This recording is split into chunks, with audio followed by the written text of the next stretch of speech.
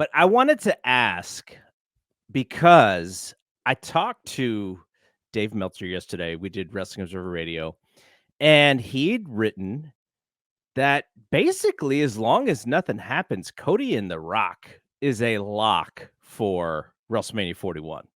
Like, that's on the books. That is what they are getting to. And, we're going to have we won't have the full year build because I don't imagine that The Rock is going to be around for, most of the next few months at least. But here's my question, both of you, because he is doing this really interesting dance in social media. Like, there's very few who are as good as him in social media. But one social media post, he's talking about some country music artist that he enjoys, and he's wearing a cowboy hat, and he's hanging out with the dude, and they're good friends, and the album's coming out or whatever. And in the next Instagram post, he's back to being the final boss. He's about to beat up somebody and, WrestleMania this. And so he's kind of doing this like dual persona thing on social media. And I'm kind of wondering, with Moana 2 coming out this year, how is he going to go from being in that movie and that character, and it's all about the kids, and he's like the baby face of all baby faces, to like verbally assaulting Mama Rhodes?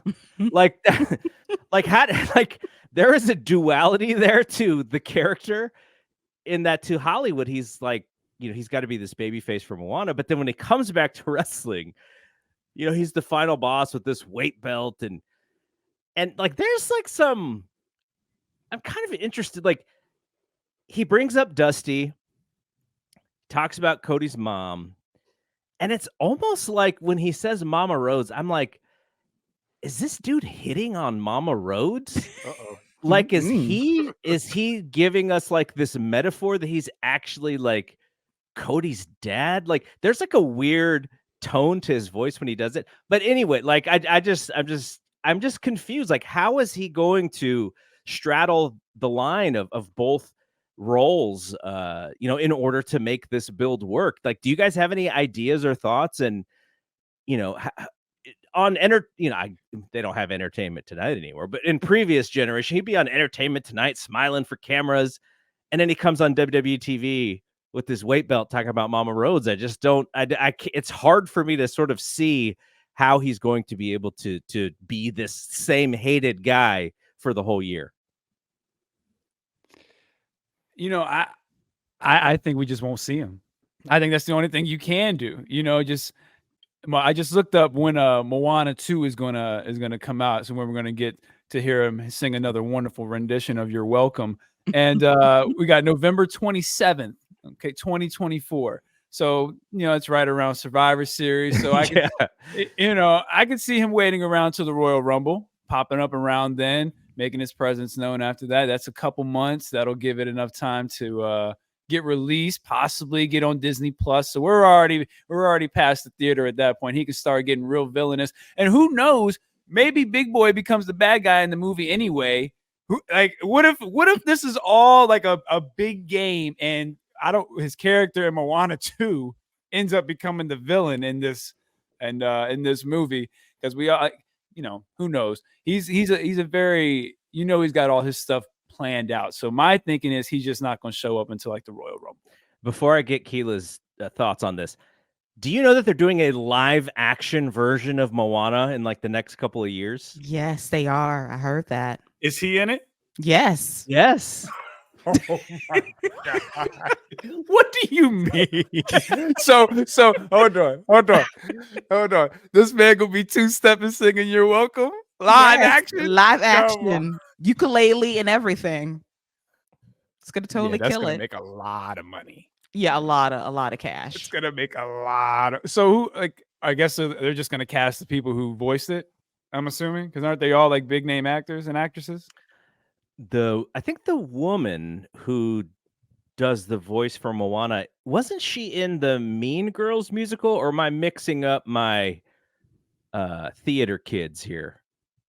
I'm trying to remember, but the I don't know if anyone saw the Mean Girls musical, but the one of the actresses in that, she has like a fantastic voice and she did a really good job. But I thought that maybe she was the voice of Moana. I'm not sure, but yeah, like I mean, you kind of have to, right? Because the little kids, a lot of it is just going to be them hearing the thing in order for them to sort of understand the difference between the animation and the live action. All I know is The Rock is about to get doubly paid. You got Moana 2 coming out, you got the live action version, then the sequel of that. It's going to be ridiculous. But to answer your question, if this was like the early 2000s, the duality will be a bit more difficult because during that time, it was the Disneyfication of The Rock to the extreme, where he was too family friendly. And now it's like he's so established, he can just kind of do what he wants to do when he wants to do it. I will suggest that he needs to kind of pull back off of social media and let us forget him for a little while, get out of the WWE bubble, focus on your projects. And then when it's time to come back around the Royal Rumble, when you got time to really settle in on this final boss character again, that is the perfect way to get locked in. I kind of want to forget about him. Like every day he's on Twitter dropping a reel of I did this and I did that. I'm like, dude, we get it. I enjoyed it. I think he's going to be winning a lot of awards end of the year for what he's done, but I do want to forget him for the next 8 to 9 months and then come back, surprise us heading into WrestleMania season. The story is right there. I'm all for WrestleMania 41, wherever it may be, because Roman Reigns' babyface ascent is going to be sometime this summer, and then you can run that match when it's ready at WrestleMania 42 in 2 years. The other thing about this, and why I think this is an like we were kind of having fun with the stuff with the movies and such, but the reason why I think this is kind of interesting and the duality of these roles that he's playing is because if you believe the reporting, they were gonna do Rock and Roman. He examined the scene, saw that as a babyface he was going to get booed. And he knew that that was going to be bad for his Hollywood career because, you know, he's taken some L's of late. Mm-hmm. He had to go back to the Fast and the Furious after him and Vin Diesel were supposedly feuding. He took a hit from the DC universe, and he tried to kind of, you know, maybe step over boundaries over there, and he got kicked out, and he got Superman kicked out too at the same time. And so I think he's like, people want to believe that, oh, you know, The Rock, he's just such a nice guy and he just wanted Cody to get his moment. No, I mean, I think some of it was that, like, some of it is the big picture, but the small picture is he was like, oh, like I misread this initially. And now I'm going to turn this negative into a positive. But in the back of my mind, I'm still thinking like he is thinking about this stuff. He is thinking about Moana. He is thinking about like, I have to be on and I have to be loved and I have to be back on my game for all of these things to work for my career. And the WWE stuff is just, I'm sure is really fun for him. Being a board member, all that stuff is great. And now he's a part of that family again. So there is a big picture perspective for him there too. The success of the WWE is his success, and so he can help that.